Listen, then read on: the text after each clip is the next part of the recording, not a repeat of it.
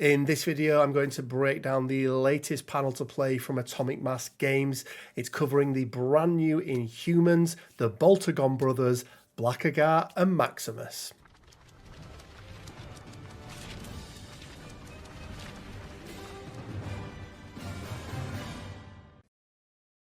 Hey guys, Rich from Rich Mid Gaming. I hope everyone is doing fantastic. Well, welcome to this, another MCP video. And in this one, we've got some more brand new characters to break down. We always kind of, when we get towards the end of January, we always seem to get quite an influx of them.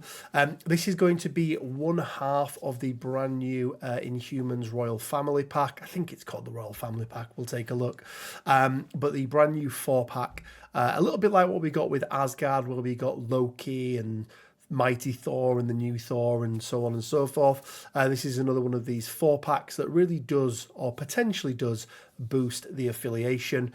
So without further ado, let's jump in and let's take a look at the panel to play itself. So here are the models. I think they're fine. Like, I'm not a huge fan of Maximus, if I'm being honest. I don't know if there's a better picture of him. There might be one a little bit further down. No, there isn't, but we'll take a look at that again. I quite like the Black Bolt one. The fact he's on a medium base, it'll be very, very interesting. Let's see how much movement this guy has actually got. But let's scroll down and let's take a look at Maximus the Mad. Maximus the Mad, aka Maximus Boltagon. As we already saw, he's going to be on a small base. He's going to be a 4 threat. He's going to have 6 stamina on his front. We do have in the back of his card as well, so we'll take a look at that. Size 2, medium move, and his stat line is going to be 2, 3, 5. Now, you've heard me and Quinn speak about this a lot. Those high mystic defense characters, if they don't have something that really helps them with their exceptionally low physical defense, they can be very, very susceptible. But let's take a look at the rest of his card. First of all, we have got his builder. It's going to be called Brain Freeze. It'll be a mystic attack, range 4, strength 5, 0 cost. And after the attack is resolved, this character gains power equal to damage dealt. And then a wild, it's going to be suppressive. So after this attack is resolved, the target character loses 1 power for each wild in the attack roll. So the same suppressive that we saw on Gladiator. I think this is a little underwhelming. Again, the power steal just doesn't feel great on characters versus dishing out something else. But we'll see the rest of his card and see if he's got anything that can help him with that. Neuro Annihilation, this is going to be his spender. Range 3, strength 9, cost 5. It's also going to be mystic. And the defending character cannot add additional dice to its defense roll or modify its defense dice. Add is interesting. I don't know if that will include crits. Now, why do I say that? Well, sacrifice doesn't let you add dice. I think this might be this may be the first time we've seen a character that actually works like sacrifice in the fact that it stops you adding dice.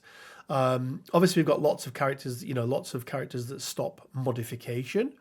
But actually not adding dice is very, very interesting. So if it does work in exactly the same way as sacrifice, that does mean that it would be, this character cannot add additional dice, or the defending character cannot add additional dice. So the way that sacrifice works, and this is the same wording as sacrifice, is let's say you are...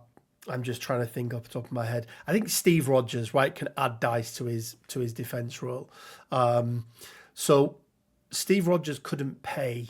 Or let's take it another way. Doctor Strange can add dice to his own defense roll. But Doctor Strange wouldn't be able to add dice to the defense roll. But if you had a Cable on your team, for example, Cable would be able to add dice to Doctor Strange.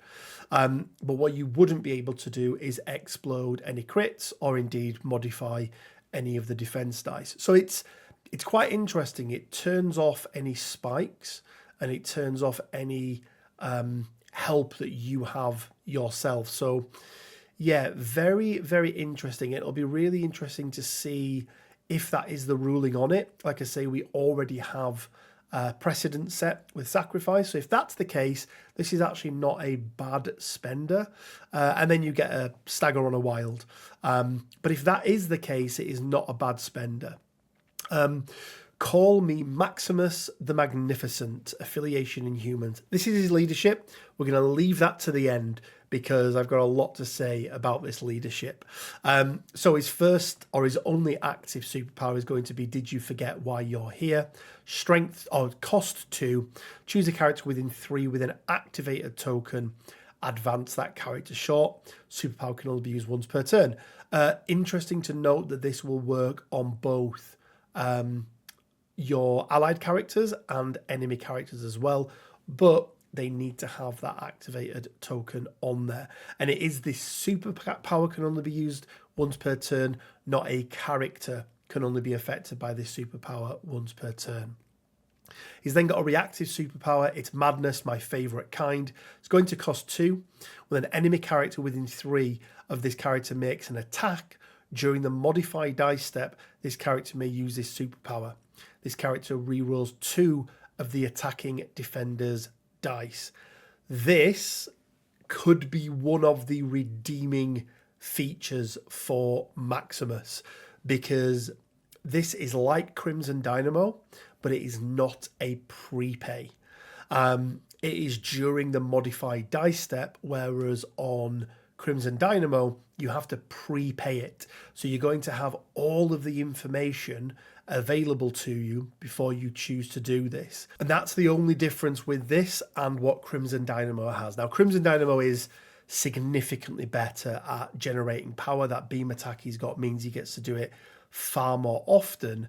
But the fact that you only need to use this, or you only ever have to pay for this once you have all the information, is a big, big bonus. So for me, this is going to be one of the things that may mean Maximus makes it into an Inhumans roster. Obviously, he's Inhuman, so he gets to reroll 1 die in his attack or defense, and he's got immunity poison. So he can use its Madness, my favorite kind, on himself, and he does have his own reroll, but that still does not make up for the 2 physical defense. He will, against the big hitters, the characters like Thor and things who are going to be throwing terrain around, throwing themselves around, he will die to a swift breeze. Let's take a look at his other side and see if anything changes before we go into his leadership. So he does remain 6, and it looks like everything else remains the same. Okay, so let's move on to his leadership. Call me Maximus the Magnificent, obviously a brand new leader for the Inhumans. The first time an allied character attacks or defends during the modify dice step, it must use this leadership. Very, very interesting. I don't think we've had a leadership before that dictates you have to use it. What's it going to do? Well, that character is going to reroll 1 of its attack or defense dice. So if it's attacking, it'll roll attack. If it's defending, it'll roll defend. However, if the reroll result is a failure, after the attack is resolved, your opponent places the allied character within 1 of its current position, and this character gains 1 power. Now, a couple of things to clarify on here. You can choose to do this before any of your other rerolls. And I think, honestly, in most situations, this is going to be the first reroll that you do because it's one that you have to do. So what you don't want to do is use your Inhumans reroll into a success, and then use your Maximus reroll and that roll into a non-success or a failure. So you want to do it that way around, or in most cases you want to do it that way around. But there is a kicker on here, which is obviously the placement. And then the other kicker is this character gains 1 power. Now, precedent has been set for this with Loki. So Maximus is the character that will gain the power.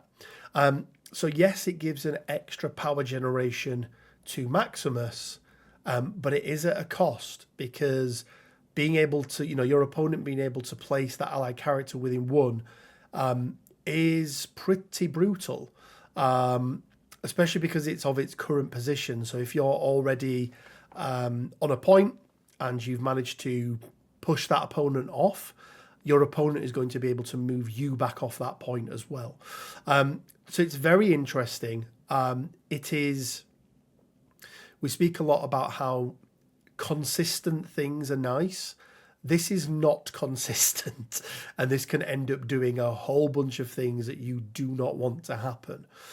Yes, it's a free reroll, but there is a 1 in 8 risk that free reroll causes you to have problems. Now, it does state here, if the rerolled result is a failure, and then after the attack is resolved, your opponent places the allied character within 1.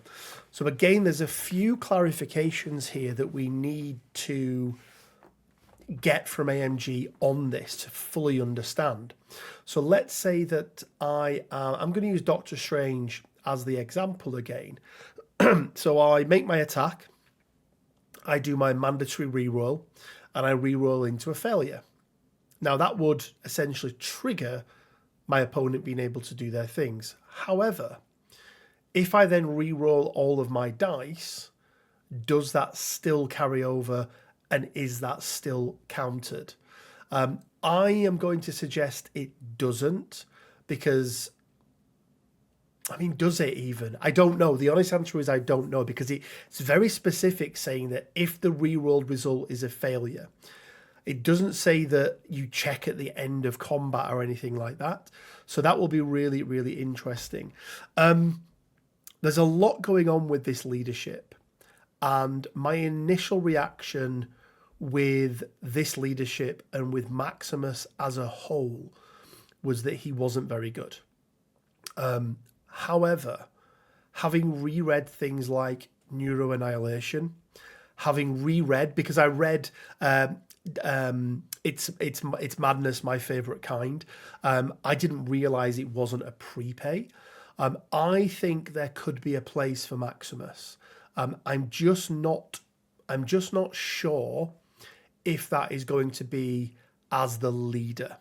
Now, why do I say that? Well, he's competing against a very, very good leadership in Black Bolt.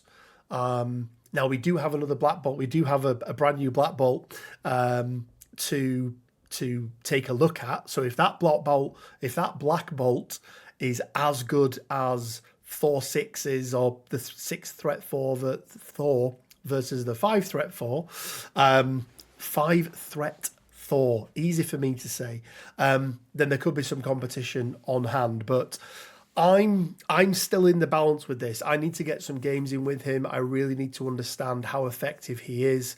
That range 1 placement could be game breaking, could be game losing, sorry.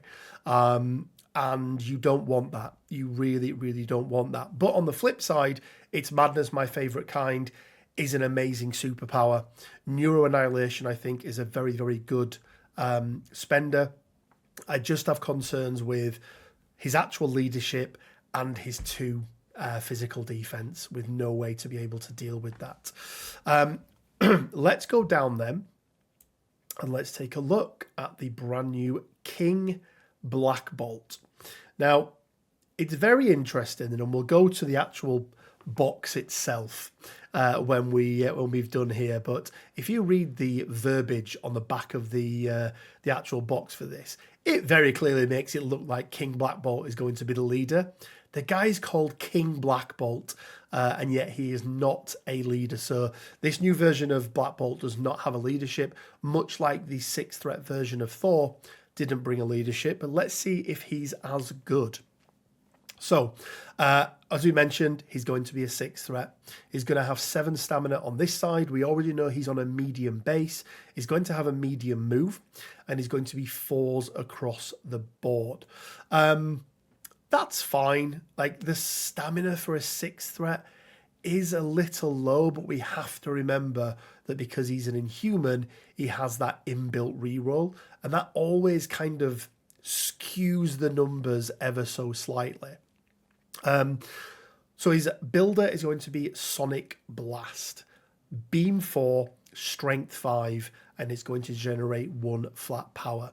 This as a builder is extremely good. This will generate a huge amount of power, and more power than a power equal to damage dealt would probably ever do, because if you can hit 3 people with this, you are guaranteed 3 power. And as I said, when we're playing these games, things that are guaranteed are generally much, much better. But that is not it. On a wild, after this attack is resolved, if the target character is size 3 or less, this character may push it away short. So huge displacement. Crazy displacement on this new version of Black Bolt. That is a great builder. Obviously, it's going to be setup dependent. You know, are you on Gamma Wave? Well, guess what? This guy is really, really good. Are you on a B map or a D map? Well, he's going to be less impactful. We've then got Wrath of the Midnight King. This is going to be physical. Range 3, strength 8, and it's going to cost 4. After this attack is resolved, this character may advance medium, and on a wild, before damage is dealt, this character may throw the target character short. So the throw will happen first, and then the medium move afterwards. It's unrestricted, which is really nice. So it means that he can throw size 4, size 5 threats around the board. Sorry, size 5 characters around the board. It's also omnidirectional. Don't sit on the fact of how important that omnidirectional throw is, because it means you don't need to get yourself, or you don't need to use an action to get into a better position to be able to use this throw. Also, if he has enough power and can use Wrath of the Midnight King, throw a character, and then move, and then make a really, really good psionic blast, he could be in a very, very good position. But increase the volume. It's going to cost 3. During the next attack action made by this character, add 2 dice to the attack rolls. So that Sonic Blast goes from being a 5 up to a 7. And because it specifies attack action, every single attack that you do in that Sonic Blast is going to get those extra 2 dice. So increasing the damage output exponentially. You know, 1 dice in this game just isn't the ability to do 1 extra damage. That dice can roll into a crit, and it can then roll into, you know, it can explode into something else. It's extra chances to be able to get your pushes and things like that off. So this is very, very good value. Hit and run, we all know what hit and run does. It costs 2. Telepathic Command, choose another allied character within 4.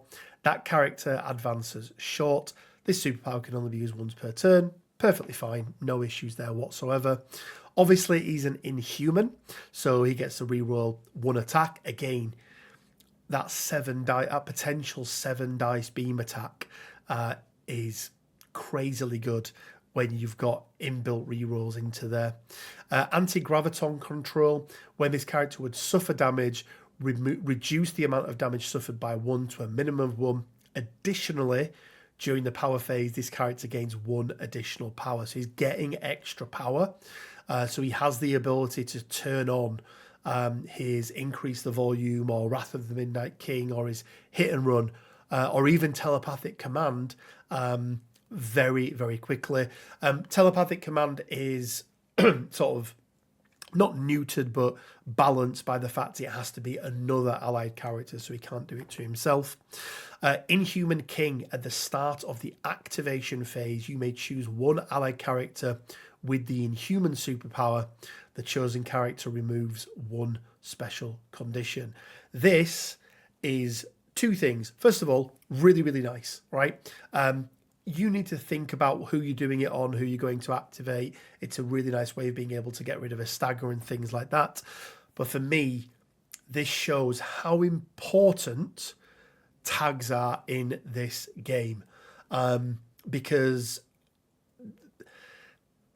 and we've said it for a while now, a mutant tag, an Inhuman tag, an Avenger tag would just make it much, much easier to use more and more of these innate superpowers, or even active or reactive superpowers, but the balancing factor is that they can only be used by people from X affiliation or have an X tag.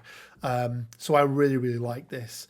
And then lastly, we've got flight and of course immunity to poison. I don't think we mentioned that on Maximus, but obviously he's got immunity to poison. Not that it matters anymore because Terrigenesis is no longer a actual crisis that we have. Let's have a quick look at his flip side and let's see what changes, because we know the original Black Bolt changed hugely. Well, the first thing I can see here is that his stamina is going from 7 up to 8.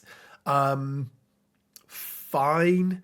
I would have still preferred it to be the other way round. And the reason that it has a lower stamina pool is obviously because of that anti-graviton control, meaning that he's going to be, reducing damage. But even so, I would have liked it if he would have had been 8-7 rather than 7-8. You always want your healthier side of the character to have the most stamina, because that means when they become more important for contesting, because obviously a healthy character wins out over a non-healthy character. But nothing else changes. Black Bolt is interesting. And I say this for a couple of reasons. I think he is a lot more situational and map dependent than the other version of Black Bolt.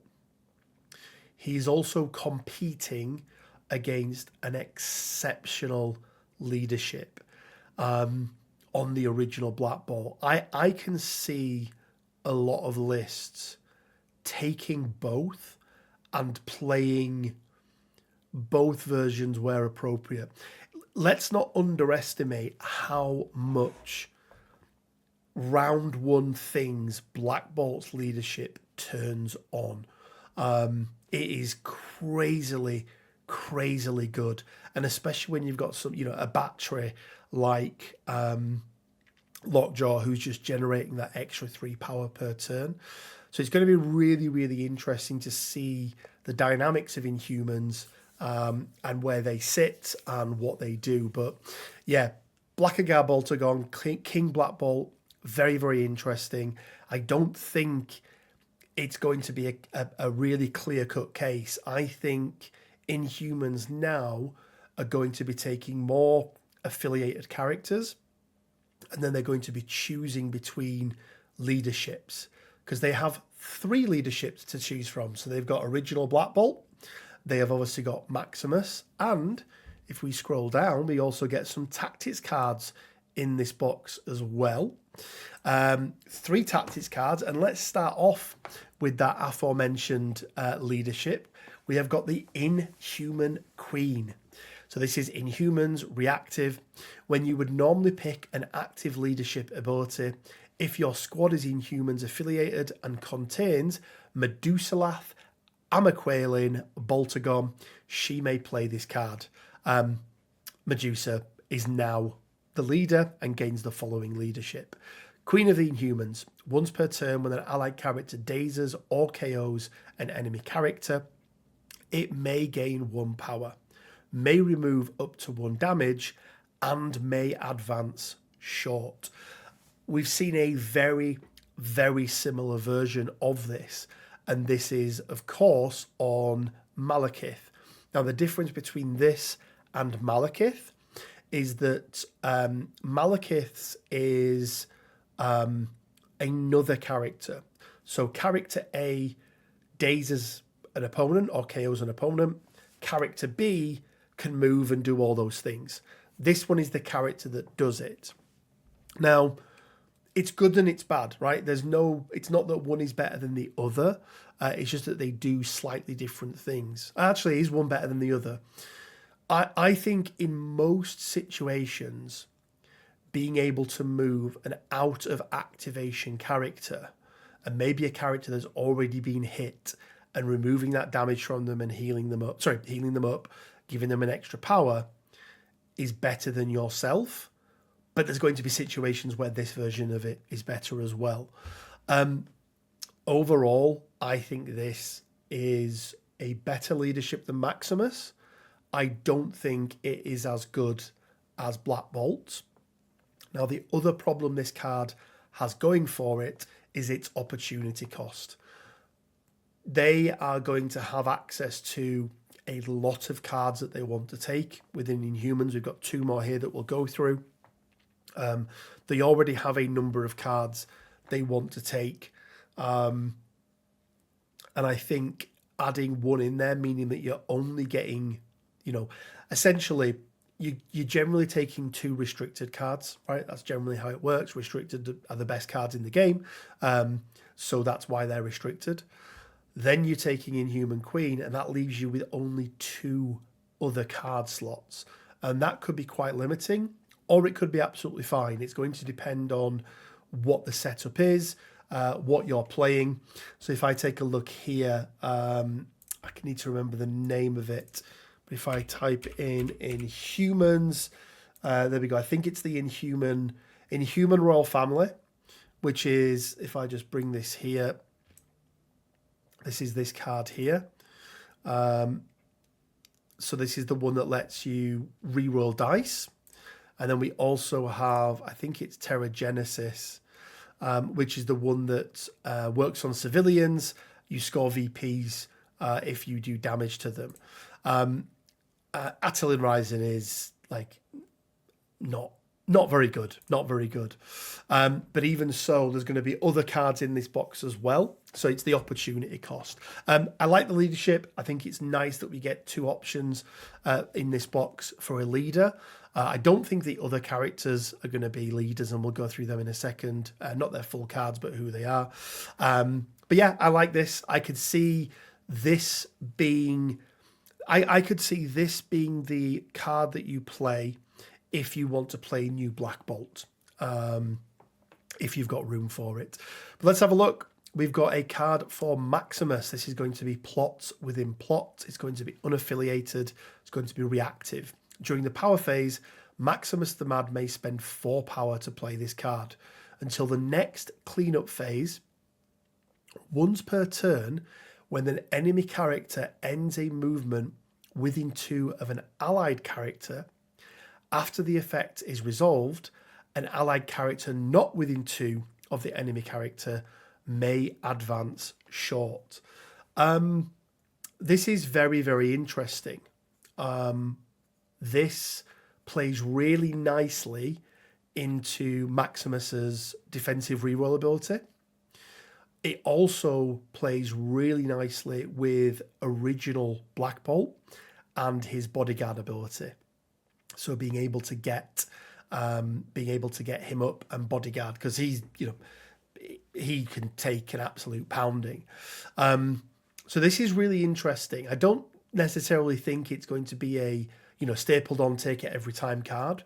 But I think if you are playing, original Black Bolt and you've got Maximus in there, I actually think this could be a pretty good card, because the fact it's any allied character, any enemy character that moves and any allied character it gets within 2 of. Really, really interesting. It's also worth noting it's once per turn, which is fine, but it ends a movement. What does that mean? What is a movement? Well, a movement is anything.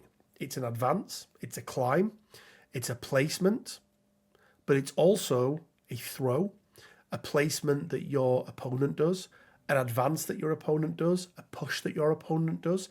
So there's lots and lots of ways to be able to trigger this. And again, my initial thoughts when looking at this card was, this isn't particularly good. I'm leaning on the other side of it now. I think in the right setup, this could be very, very good to get somebody into that bodyguard range, to get Maximus into the reroll dice range. So yeah, I do quite like this card. And then we've got Genetic Prophecy. This is going to be an Inhumans only card. It's going to be reactive.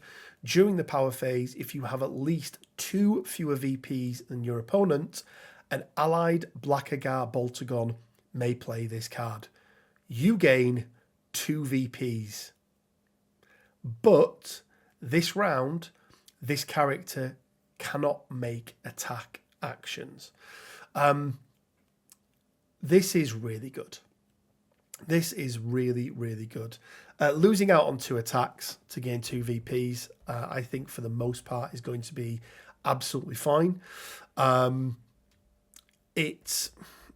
It also allows you to catch up, and then if you combine that with the other VP scoring card that Inhumans have, you could just potentially win a game. It also works on either version of Black Bolt, giving it some additional flexibility, meaning you can fit it in your your roster very, very easily, and irrespective of which version of Black Bolt you're playing, because if you're playing Inhumans, you're more than likely going to be taking one of those versions of Black Bolt.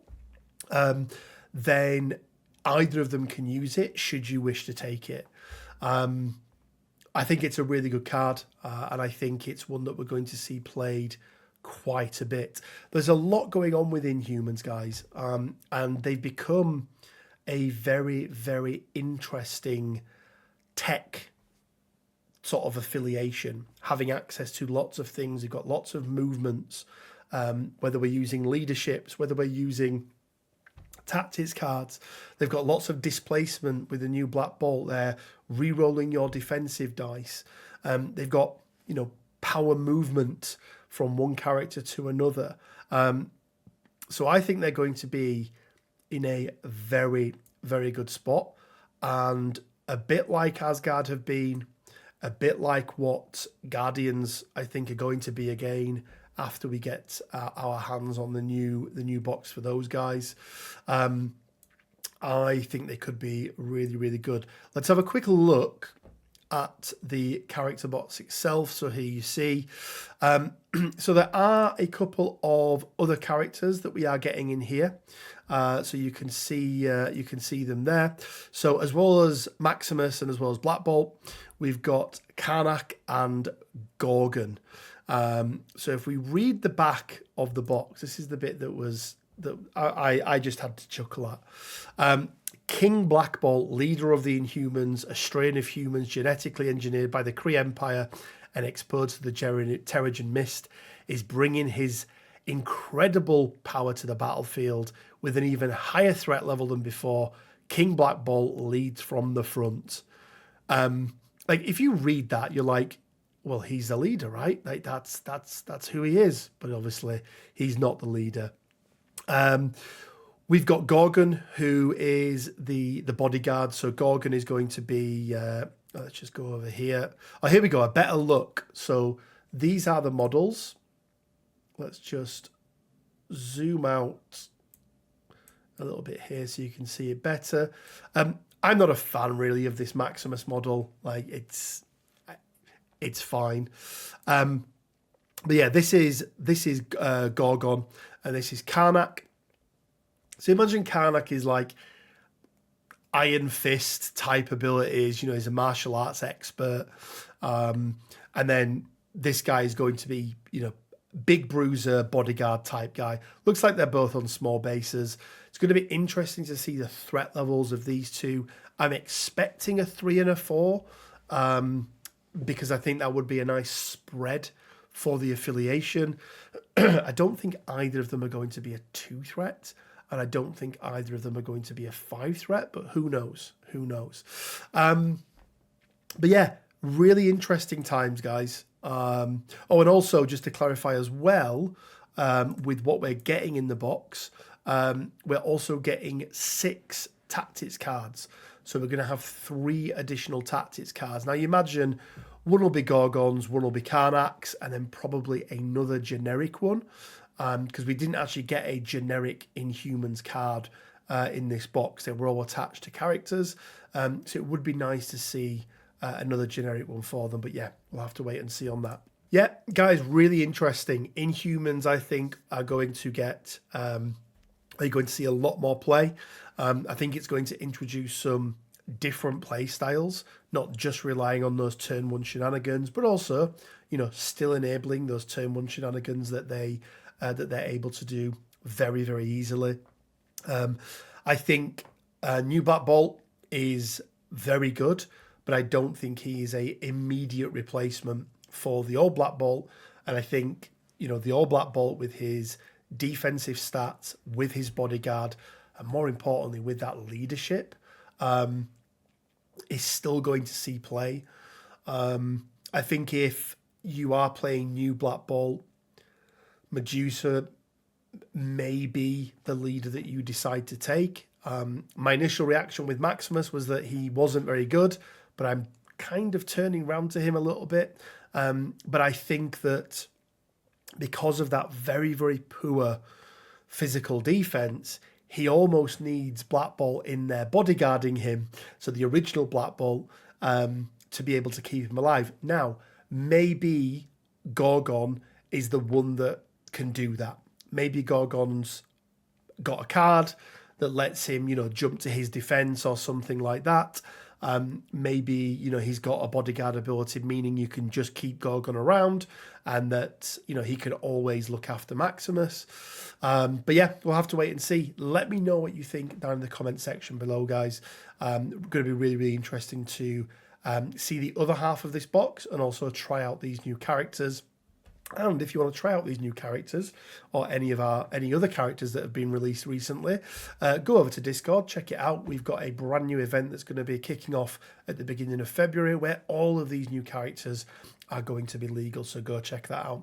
Guys, I want to give a big shout out to all of our Patreon supporters and YouTube members. Thank you guys so much for the continued support across the channel. It really, really does mean the world. And if you do want to support us, you can do so from as little as £1 a month. There'll be a link in the description below for Patreon, and you can just click that join button to become a YouTube member. But as always, you don't need to do either of those things. Just simply commenting, liking, subscribing really, really does help and goes a long, long way to helping support the channel. And guys, if you haven't subscribed, please do. Over 60% of you that watch these videos are not subscribed. We are on our way to 10,000 subscribers. That's going to be my very, very ambitious goal for 2025. So if you could hit that subscribe button, it would mean the absolute world. And as always, guys, it leaves me with just enough time to say stay well, keep safe, and until next time, bye for now.